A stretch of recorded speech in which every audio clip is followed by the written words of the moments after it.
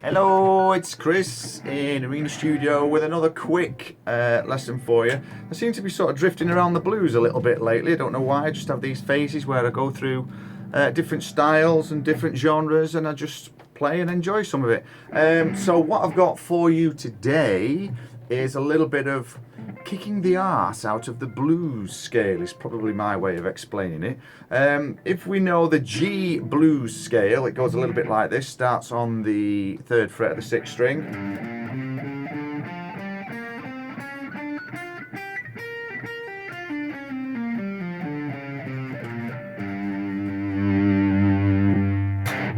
Hopefully you can hear that okay.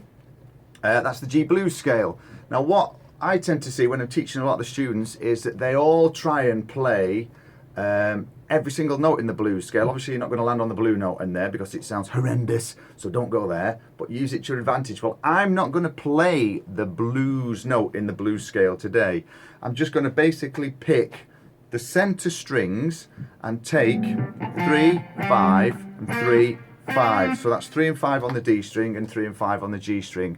And I'm just going to squeeze what I can out of those 4 notes. I'm going to try and get some nice little hammer-ons and pull-offs, some little bends, subtle cheeky little bends going on in there. And I'm going to try and make just those 4 notes sound musical-ish rather than just doing the normal,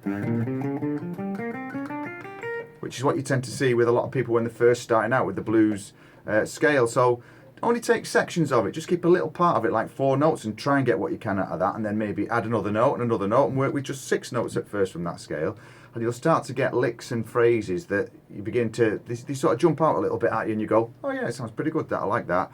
So I'm going to bang a little 12 bar on that I've knocked together for you. You can actually get the backing track down below if you click on the link, and try and do a similar thing yourself, you know, just jam away over a track and just work those 4 notes to death. So this is totally improvised. We'll just see what comes out. It might sound pants, it might sound alright-ish, but it's going to be limited because, like I say, it's just the 4 notes on frets. It's on frets 3 and 5 of the D and the G string. Here we go.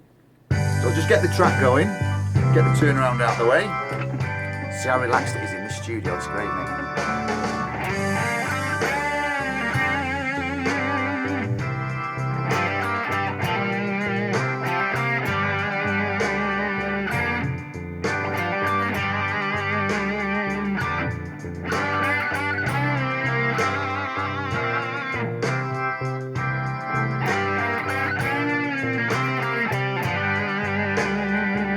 See how I play a little bit, then I breathe like a singer would breathe, then I sing a little bit more,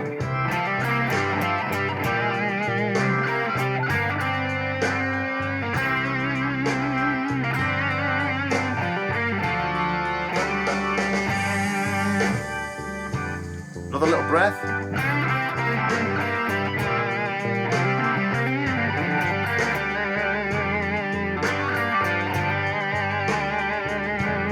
What you could do, you could take it an octave and play the same 4 notes.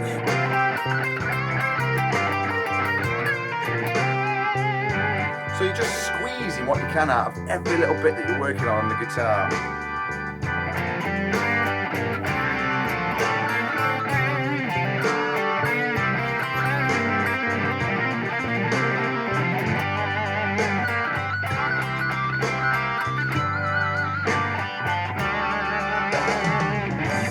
So as you saw there was a couple of pinch set harmonics, there was a couple of little sort of hammer-ons between them, we went up to the octave. So you know, you've got a couple of choices there just from playing 4 notes. Obviously when you add the blue note it starts to sound bluesy, but again this is probably just taken from the G minor pentatonic really, if I'm being truthful, but you can bend up to that little blues note there.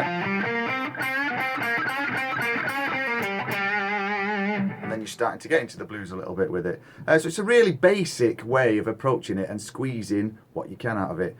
Hope this is of use to you. Like I say, if you need the track, just have a look at the link down below. You can get it there and jam over the track to your heart's content.